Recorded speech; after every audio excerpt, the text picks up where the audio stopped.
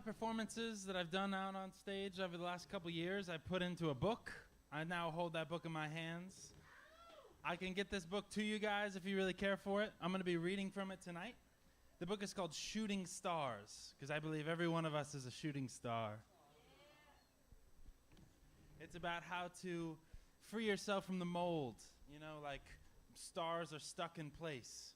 But once you become a shooting star, you fly free from your mold. So, in creating this book and all of these writings, these performances, I wanted to let you guys in on the process that I go about in terms of coming up with the words for how this, how the heck do I come up with these performances. So I'm a painter, and I brought up one of my paintings. Here it is. And as I go along, I just like paint in the wee hours of the night. I paint and I paint and I paint, and then something like a question or a word starts coming up. And I start writing it on the painting, and I keep painting, and at some point I get into this like flow state, this state of mind where I'm like entranced in the painting. I could do it forever. I could not have to eat or sleep. I've been known to paint for many hours on end, just like totally entranced with it.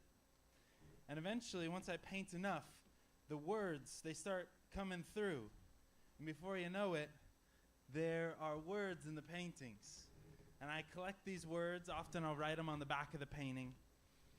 And that becomes these performances. So they're born out of these really late night painting sessions. So I have this one attached, embedded within the painting. It's the meaning I've put into it. So I was going to read it here tonight. This one is called From Now On Forward. Always forward, never looking back. It started with a question. What is the cold, hard truth of our culture? I was trying to dig at something really at the core of what the heck is going on in our society. And the answer that came to mind was, we finally legalized weed. Woohoo! We can smoke weed, but there's something more to it. Like when I go to buy weed, for example, now it's legalized, I go into this like sterile dispensary. It feels like a pharmacy rather than like some homie's couch. So I started questioning like, well, now that we can smoke weed, like, what are we doing? Are we like, what activities could we do that like best utilize that state of mind of being high? And I think that is at the core of being here. I know a couple stoners out there, and I think they're utilizing the powers of weed. We're blooming as artists because we're fueled by this, maybe mental enhancement. So, let's get back into it. Where can I smoke weed? Well, you can smoke weed here. And what do you do when you smoke weed? What do you do once you get stoned? I personally have many answers, but none of them are social. In fact, being too stoned kind of becomes a synonym for being antisocial. Like, you get too stoned, at least myself, I'm like, I don't really want to talk to people. I don't know about you guys. What I want to do is create. So that's what I do. I get stoned, and then I want to paint and paint and paint and paint some more and paint again. So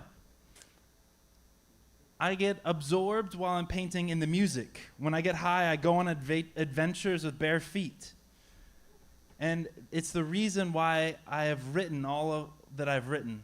My epiphanies I must owe to the late night sessions in the middle of the night, being probably stoned down to my gourd, just like, oh my gosh, that's the answer to the universe right there.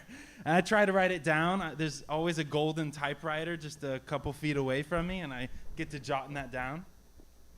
And so that's what I have here, written on a real typewriter, now embedded into my artwork. So, as I promised, this is called From Now On Forward.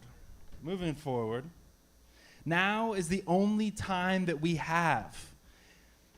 If you keep putting things off, then tomorrow's going to be the longest day. So move, get going, fly free. We were given legs for a reason, to move and go on adventures. We weren't given roots to be stuck in one place.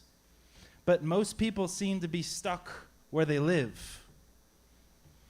We were meant to go with a change of season, changing, growing, going to places where the water flows, where the fruit ripens, where our path is ever changing. We're supposed to be in the present moment, to be in the here and now, because some days they don't exist. You see, if you're ever going to do something, you have to do it in the present moment. You have to do it in the here and the now. If you're going to go on that awesome trip that you always dreamed of, it only ever happens right now. You can only walk out of your front door right now. You can only pack that bag for the trip right now. But if you always put it on someday I'm going to go on that trip. Someday I'm going to get away. Someday I'm going to change. That someday never comes, because we don't have a day of the week named someday. I believe that the things that we build up, the things that we create, the things that are torn down by selfish people, I believe we together can build those up. That it takes a community of people that want the world to be better for the world to change.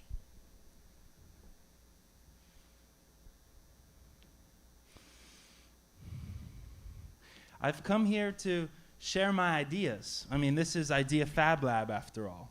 And it is so wonderful to be in a community of artists that share ideas, that we bounce things off of each other. And I think we are all better artists because of each other, because we have the opportunity to jump up here and play an instrument with your buddies, kind of just be thrown into the mix.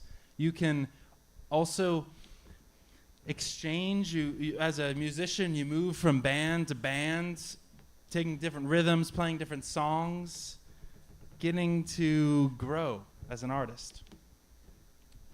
Let's finish up what we got here.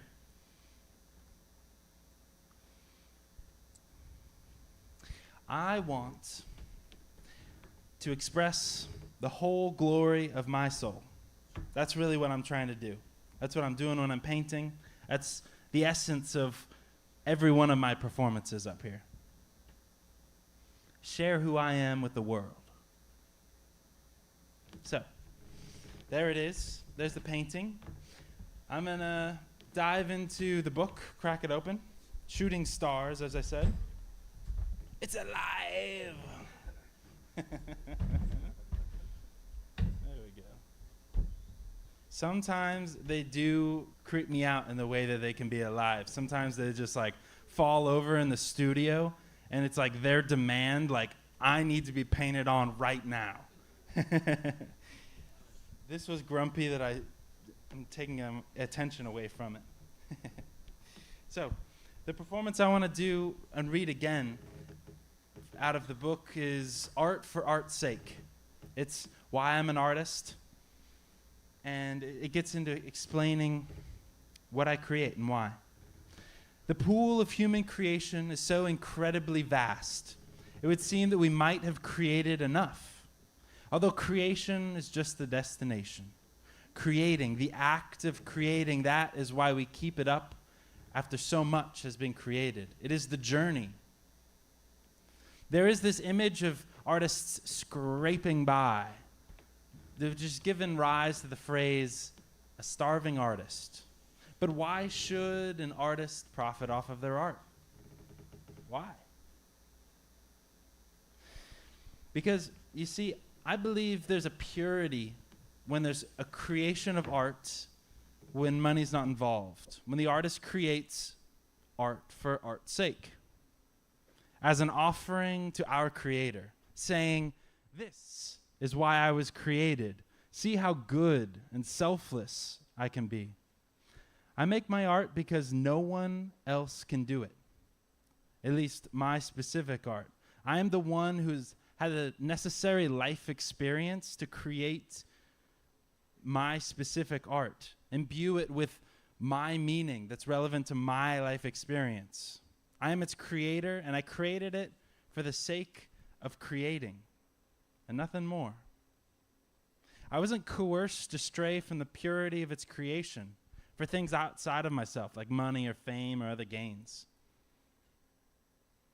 This creation is an expression of me. It is my way of making sense of this crazy human experience.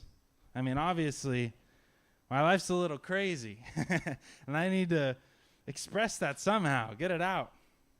And it feels so much lighter. I feel like I'm washing the filth of living from my soul when I paint.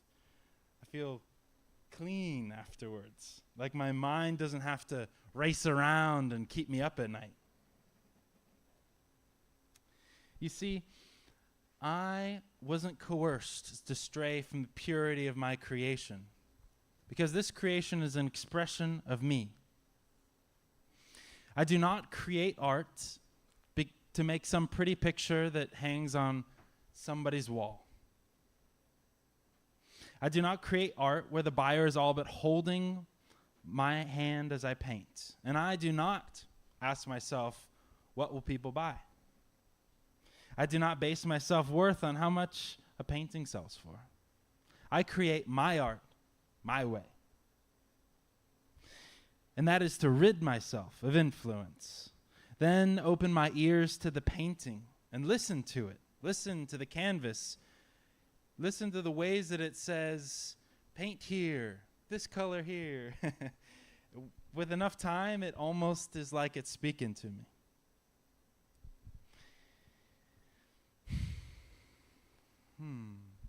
I feel, as I'm painting, my own creativity and imagination well up an idea. My own creativity and imagination well up my own idea. It's very important. It's not somebody else's idea, it's my own. It's my way of describing meaning, and it's my spark of genius. From there, my soul and paintbrush, they move as one. My paintings are created just one brush stroke at a time, one color at a time, one painting at a time. Since they're created one at a time, you may assume that they would show great variety. But as I've put them up next to each other, I've seen how they're interconnected, how one painting can be attracted to another like a star-crossed lover, or how some paintings, they hate each other and they go falling off of walls to get away. My paintings may look unique, however, they were all painted from the same place. My soul is their birthplace, playground, and gallery. I'm no longer surprised when my paintings fit together like puzzle pieces. So why do I say all this?